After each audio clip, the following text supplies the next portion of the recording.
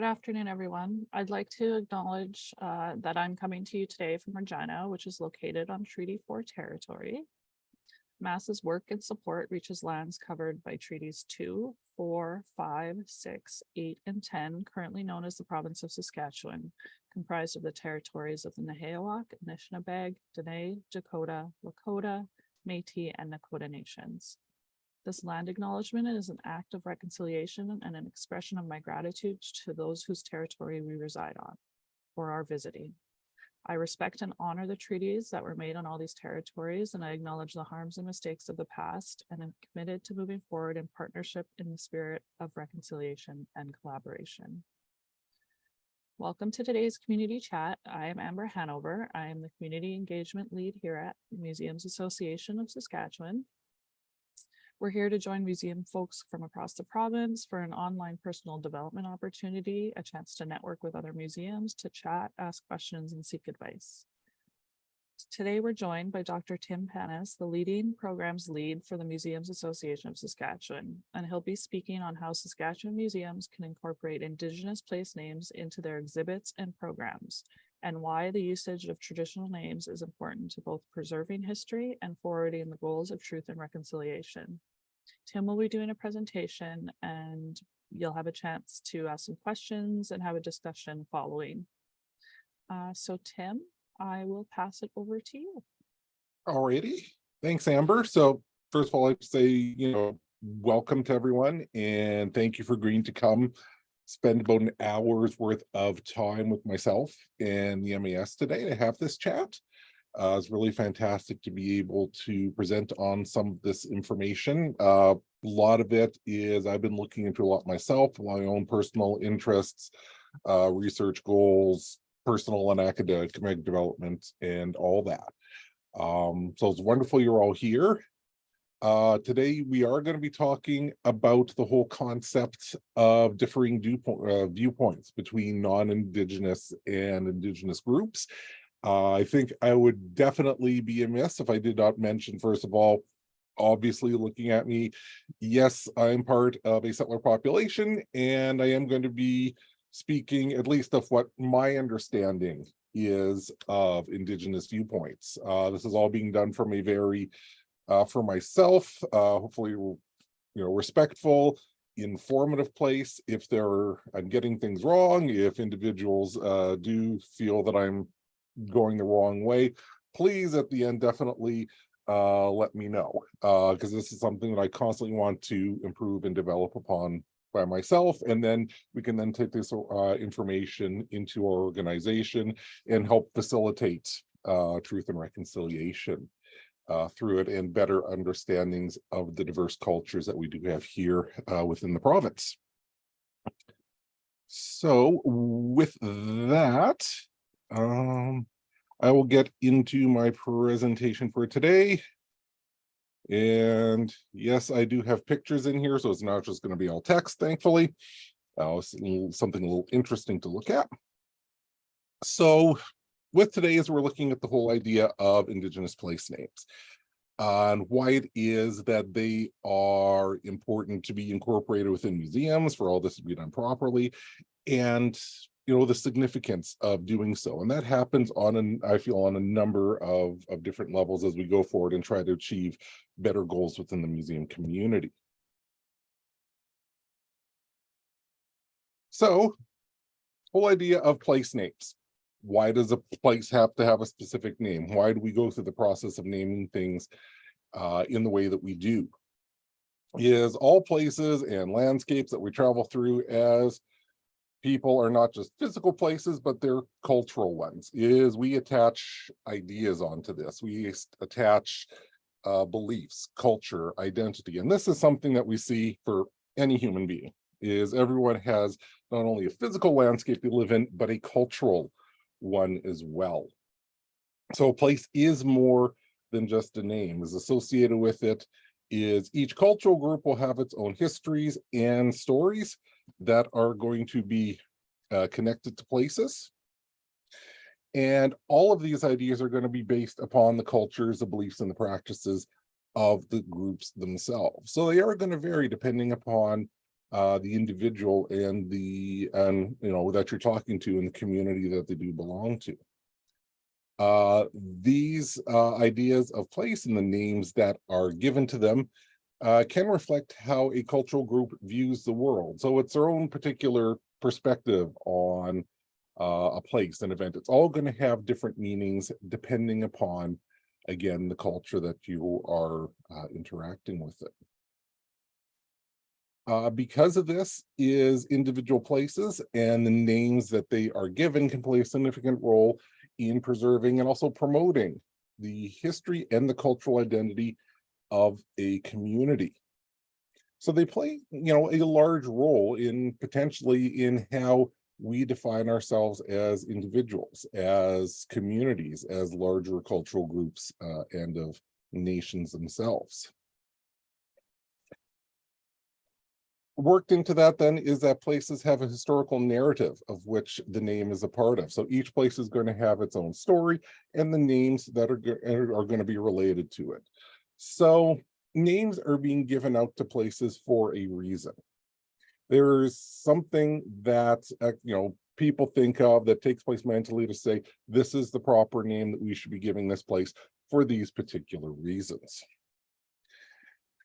Where we do start to see some differences is, however, is how places are being named, the reasons for it. And across cultures is we do see definite differences between cultural systems. Now in Canada, it's not too much of an extension to say we are a colonial society. When you did see settlers coming out, especially into Western Canada, but across North America as a whole, is they had the view that North America was essentially terra nullius. It was this empty land that was unoccupied, untouched, and really didn't have much in the way of human history to it. So as the people deemed as explorers, settlers, and all that moved across the land, is they started identifying places based upon their own cultural system. So it was things that were important to them, is they left their own mark and their own identity on them, irregardless of the traditional names that were within places. And this, definitely is, not only just a means of people trying to understand their landscape. This was also essentially, a way of asserting power over place as well. Is you're defining how it is that a particular landscape is to be viewed, what areas are important, and why they should be viewed as important. And in this case, it was pretty well, divorced from traditional beliefs of Indigenous groups. Is you did see some adoption of traditional names that were incorporated into modern place names such as Toronto and so forth, but you also see a massive use of other names as well, and coming from other different cultures. Now, as we're going to be seeing in looking at settler and Indigenous means of naming, is, why does it names are being picked? Is names are being selected for places for entirely different reasons.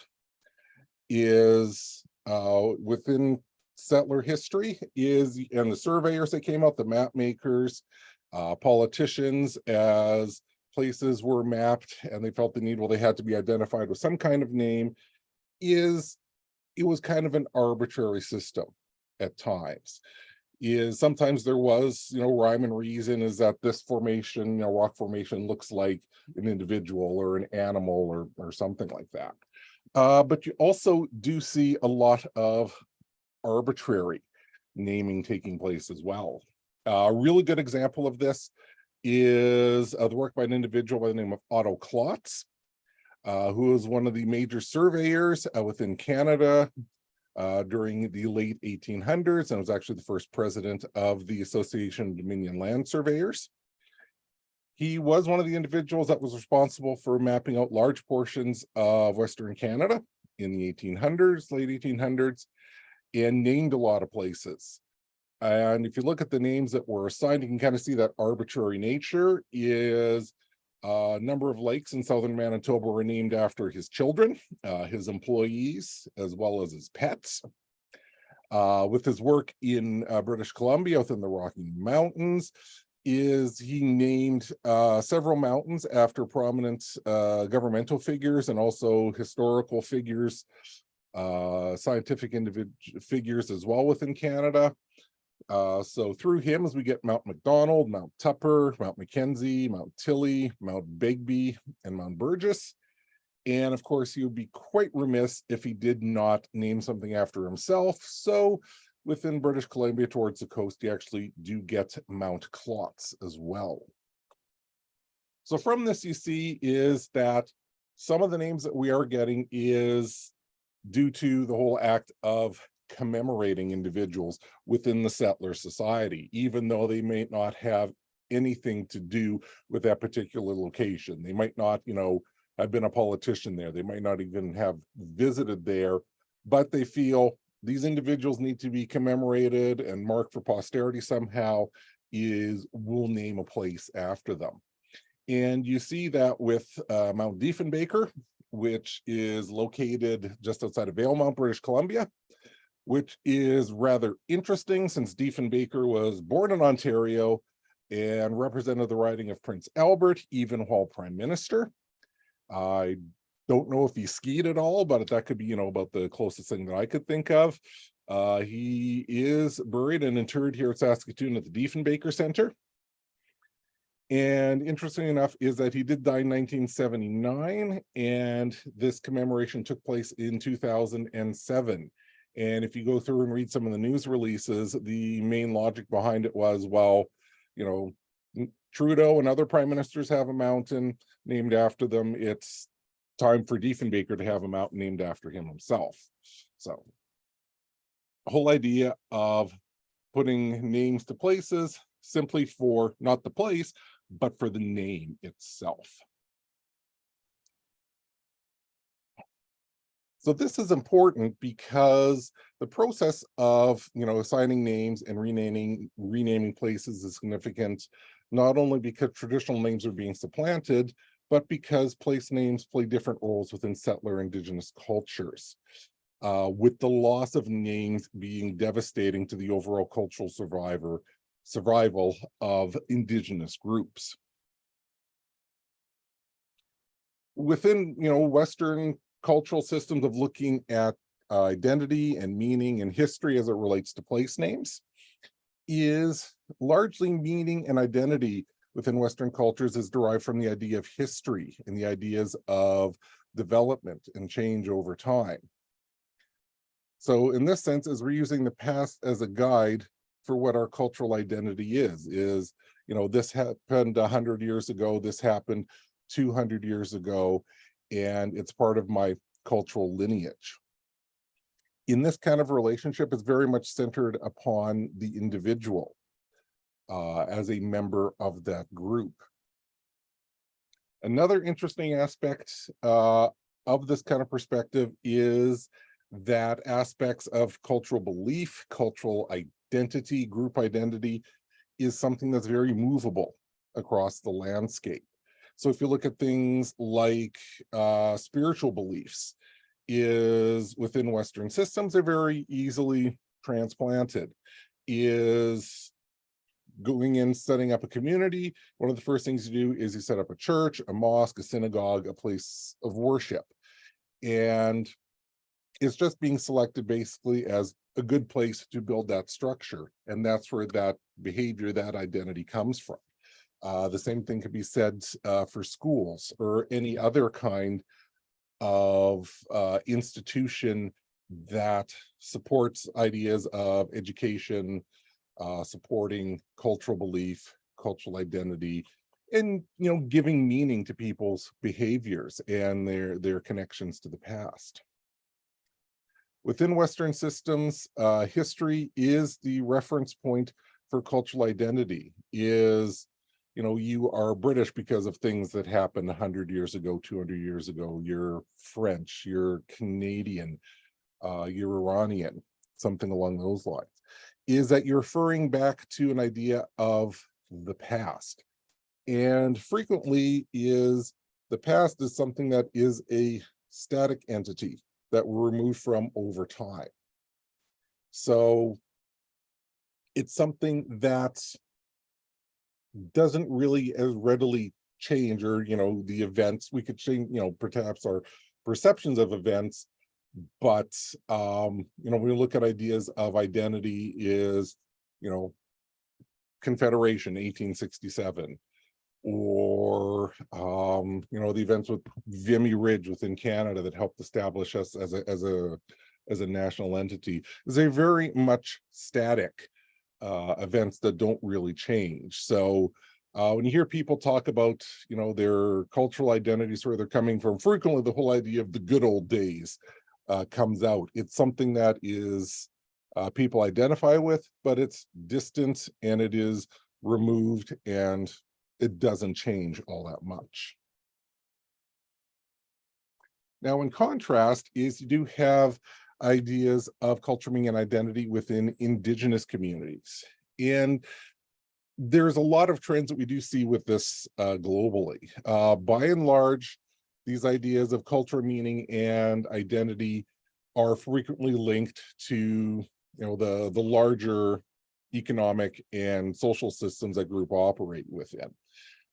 Within Canadian society, a lot of Western European society, the Canadian society is based on, is we operate within a state level society, and that goes back to the Romans coming into England and France and all that, and supplanting the bands, the tribes, and the chiefdoms that were there. If you go back in time far enough and you look at those bands, tribes, and chiefdoms within Western Europe and England, you're going to be seeing very similar concepts of cultural meaning and identity that you would with Indigenous groups today. So just to throw that in there. So if Indigenous groups within Saskatchewan, within North America and globally, is that concepts of meaning and identity and group definition of self is derived from their relationship with the land. And the reason for that is within this system of approaching the idea of yourself, is the individual, is you're not the central part of it in your history, but you're an equal component of the world along with all other life forms in the landscape that you do live in. Now, the idea of place is very important because places have the greatest meaning, because this is where culture and identity do reside. So with named places within Indigenous worldviews, is they all have stories and narratives and beliefs that act as guides and instructions and references for proper behavior within those cultural groups.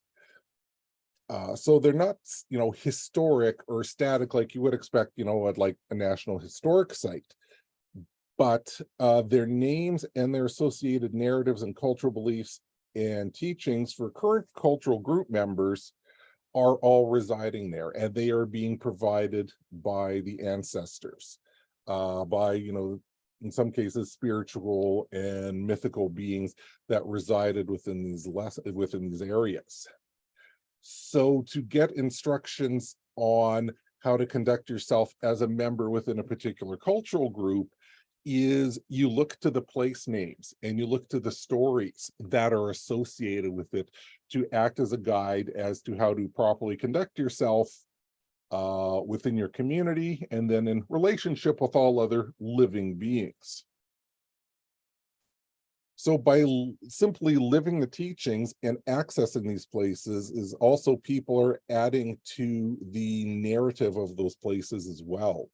So unlike the written history where this happened at this date and then it's completely separate from what's happening today, is how you conduct yourself as an individual, following the rules at a specific place, is you're contributing to that ongoing living narrative with a place. So landscape and the narratives associated with these places then is the reference point for cultural identity. Is these places and the names which describe these places, the stories that are associated with them, act kind of as the roadmap and the guideposts for proper behavior within a group. So the landscapes and the narratives teach, reaffirm, and support cultural beliefs and individual and group cultural identity. It's not something where you can, let's say, remove a particular story from a place and, conduct it somewhere else like you would with, church, with a historic structure, with a school. Is all of these stories, all of these guides are connected to that location. And the name signifies all of these different narratives.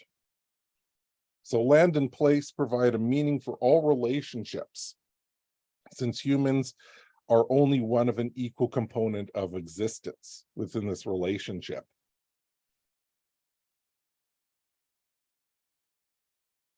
It's not just simply based around humans and human actions, but within an Indigenous viewpoint as part of a much larger system.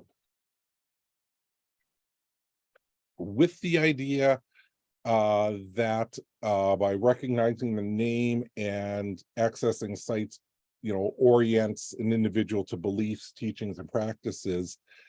It's particularly true for sacred sites or sites of religious and spiritual importance. Since that landscape is, part of our world, but also overlapped with mythical stories going back to creation. And in this sense is the whole concept of time doesn't exist within sacred spaces, as you would say from, an important historic site within Western systems. So by visiting the site, the sacred site, it allows for the visitor to be impacted by the mythical beings there and the energies that they represent, and to be able to access those teachings and the guidance, to be able to be, a good practicing member of that cultural community. So by applying all the cultural lessons from landscapes that one can get, and living in the appropriate manner of all of these teachings, a person can be seen as both inhabiting and being on a landscape, but also being inhabited by the landscape and carrying that landscape with you. So for an Indigenous person, when they talk about the importance of the land, is essentially the land and the person is one individual because of where the stories are coming from, and also how that individual then is applying those stories and being part of the larger narrative with these lessons and with the landscapes. So, bit of a complex process. I do have some resources to mention at the end that do a much broader explanation of a lot of these concepts. It's a lot to take in and talk about within an hour, but hopefully I am good with folks. It's one, once say 1 o'clock's not a good time to talk about a lot of cultural theory, but sometimes it never is a good time. So just hopefully that made sense, and bear with me a bit. So kind of some examples that I do have here is on the left, we do have Ukrainian church just down the road here from where I am in Waldheim at Krydor. And then on the right, we have, if I get this right, Nini Histakas, or Chief Mountain, around Waterton in Montana. And this is kind of example of this dichotomy that we see between landscapes and landscape practices. Is when you do see the first, Ukrainian settlers coming into Krydor, they picked a good place for a church and they put it out to promote their beliefs and their sense of identity. is it ended up in that particular spot, but there's absolutely nothing to say it couldn't have, been 200 meters over, a quarter section over, a mile over. All they need is a good spot where a building can stand up, and there you are.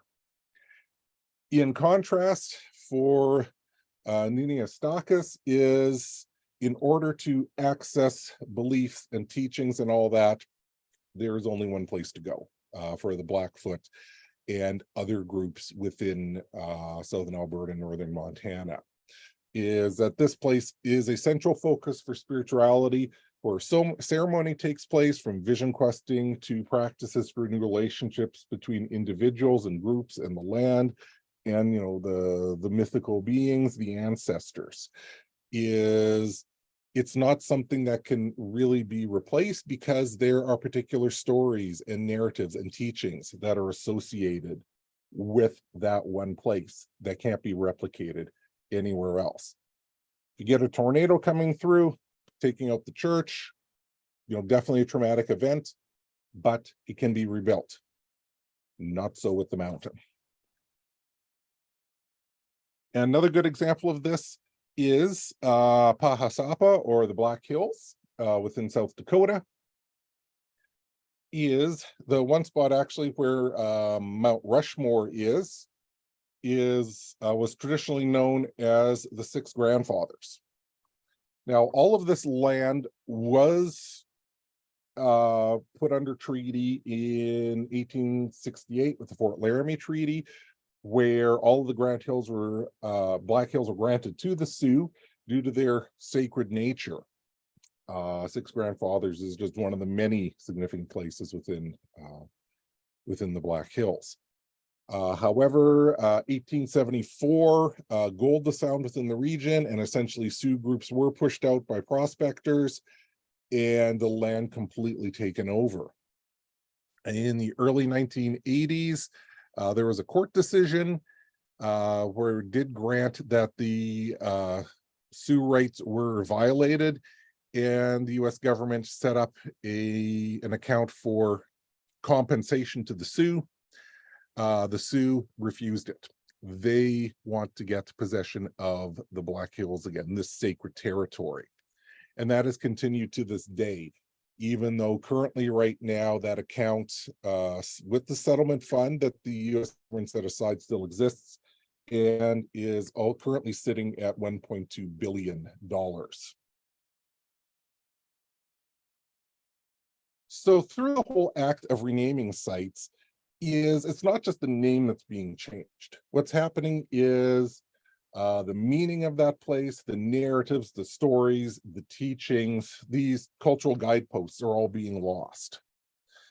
And that meaning is being replaced in favor of more historical and commemorative terms that are not based on any ancestral teachings or cultural narratives that are in place to help guide descendants.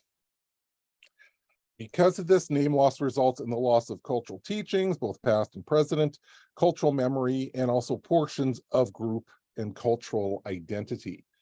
People start to become dispossessed from cultural beliefs because they no longer have those physical guides that they need, by having landscape being an important part of their identity and that relationship of Indigenous individuals and landscape. So in renaming, the act of placing a new colonial name on the site becomes more important than and then the location and the stories behind it actually being secondary. I've talked about this a little bit before, is the placing of names, for the most part, we do see is arbitrary. Is when we do see the rail lines coming through Western Canada, is we see towns being named in alphabetical order, which is why we have Xena as a whistle stop here within Saskatchewan. The surveyor just decided to start naming places, and they went in alphabetical order. So A, B, C, D, and so on. So completely irregardless of any kind of narratives or traditions or past events that happened at these places.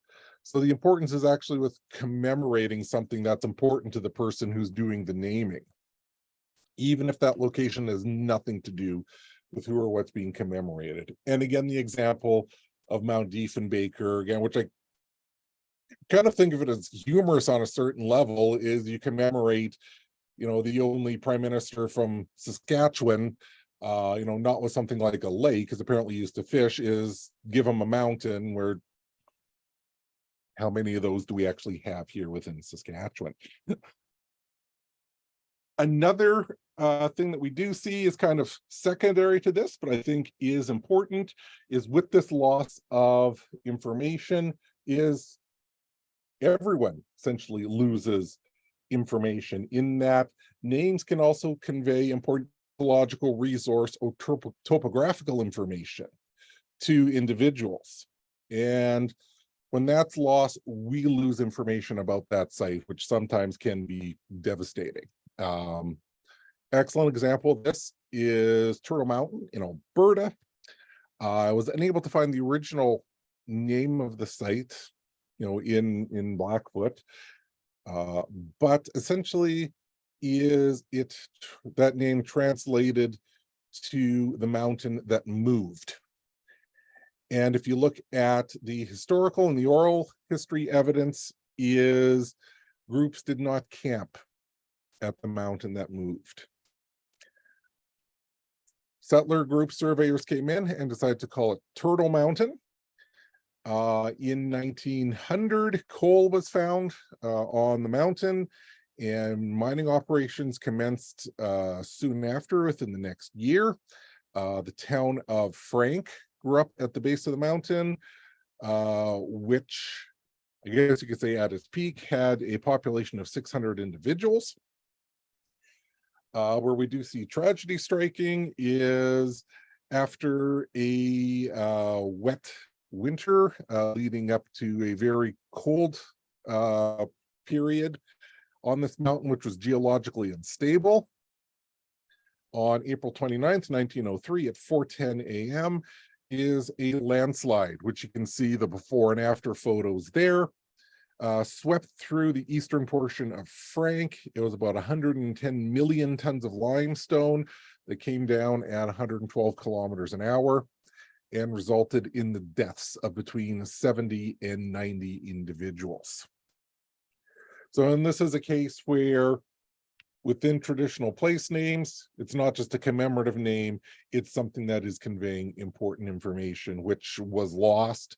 And then as a result, we do see a subsequent loss of life taking place. So through the process of returning Indigenous names to places, in doing so, we just don't return the name to the place, but we also work towards restoring those narratives and cultural meanings and teachings back to that location as well, and helping to reestablish those connections. In doing so, museums meet with many of the current social goals and responsibilities that we do have within the heritage community. First of all, being inclusive by presenting multiple viewpoints of community history by community members. So not just a select group of individuals and their perspective, everyone, including Indigenous groups in this case. It's also a decolonizing act. It removes imposed and sometimes arbitrary names on traditional landscapes and helps to return cultural knowledge and belief back to Indigenous groups. It also has an impact through having museums collaborate with groups, fostering reconciliation, and to meet with our UNDRIP and TRC commitments. And in fact, it is part of UNDRIP, Article 13.1. Indigenous peoples have the right to revitalize, use, develop, and transmit to future generations their histories, languages, oral traditions, philosophies, writing systems, and literatures, and to designate and retain their own names for communities, places, and persons. Within your own organizations, it meets with your commitments and mandates for historical and cultural preservation. And as well is by helping to bring back and to reinstate Indigenous place names, you're assisting with the revitalization of Indigenous languages as well. So you're making them far more readily accessible to members of the Indigenous community and the larger public to be able to support these efforts. For a number of Indigenous languages, they are in danger of becoming extinct with no more living speakers. So any efforts that can be done to help revitalize language and bring it to the forefront, in my opinion, is a contribution. So with all this being said, how is it that you do find out traditional place names? Now, some literature does exist, has been produced over the past couple of decades, something that can be accessed through library systems and online as well. It is important to make sure that it is accurate, though, and depicts the groups that within the area that you are living in and interpreting. Best way to handle that is to go through consultation with local Indigenous groups. Is talk to Indigenous group members within your communities, talk to the local bands, go seek advice from elders. If you haven't already established an Indigenous, advisor community, or have an advising elder associated with your museum or with your network as well, to be able to make contributions. In addition, the Saskatchewan Indigenous Cultural Center is a resource on a couple of fronts, is in partnership with the Ministry of Parks, Culture and Sport. The SICC maintains a database of First Nations traditional place names that can be accessed online. In addition, they also have an elder council as well that can provide some advice and some guidance if you are going forward and looking at what are some of the traditional place names within our communities. And as always, is if you do need further information, you can contact us here at the Museums Association, and we will do everything we can to help. If we don't have a resource, we'll see what we can find for you. Now, for some further reading, I threw this in, these are some of the resources that I used to put together the presentation. Definitely, there's a lot more to digest than what I can give within, 40 minutes or an hour or so. It's a really fascinating, enlightening subject. These books that I've mentioned here are some of the best ones that I've come across, and really changed a lot of my perspectives on viewing landscapes, the role the place names has within societies and the different systems and so forth. First one, Keith Basso, Wisdom Sits in Places, is really kind of one of the major ones, kind of from a Western perspective that came out. He was an ethnologist working with the Apache. The neat thing about this book is that he talks about his experiences within the communities. So looking at definitely from an Indigenous viewpoint and standpoint, and then he also talks about it within kind of a Western ethnographer's perspective as well. So I feel this is a really good book to kind of bridge the divide or increase understanding between the two viewpoints. Julie Cruikshank's work takes place a lot within British Columbia and is definitely within a similar line to this. And then from an Indigenous perspective, the late scholar Vine Deloria Jr. has done a lot of works, but this I think is one of his better ones, which I've really, again, had a large impact on myself. God is Red. And really helps to, I feel, bridge the idea of cultural understanding between settler and Indigenous perspectives. And then lastly, if you do need any more information, our information's up there as well as the SICC if you wish to get in touch with them. And that is all I have to say for now. So hopefully things made sense. I did get things correct. If there was any errors or omissions or so forth, I do apologize. But yeah, if anyone has any questions or comments.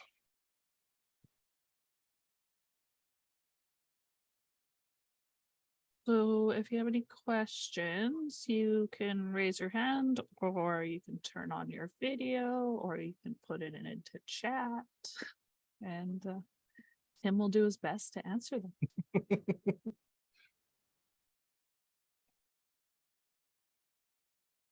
Yes, if you're looking for good reads, always a good one, the Keith Basso volume.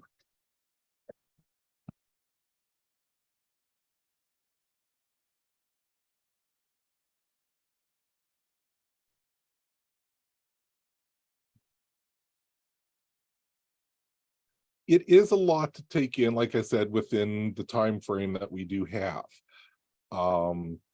Which is why I'm really recommending the books and everything else. So but yeah, hopefully this can at least kind of start folks down the road of looking at this, the greater need for this kind of work to take place, in that a name just isn't simply a name, but there's a lot more that really is at stake and connected with that.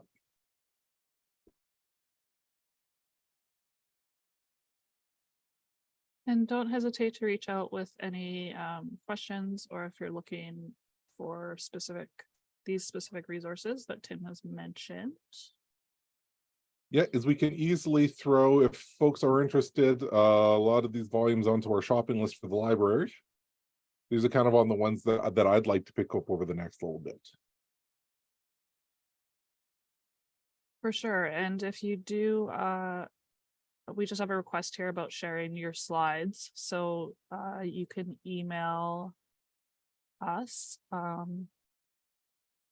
Yeah, I and can we'll toss it all in PDF. Yeah, for sure. So I'm just gonna type in. Tim, is it okay if I put your email here? Oh, absolutely. Yeah.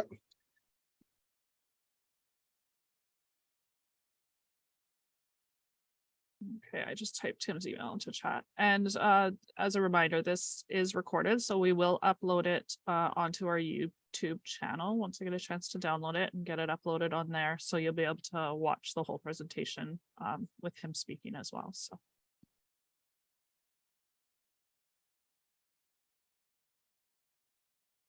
Awesome.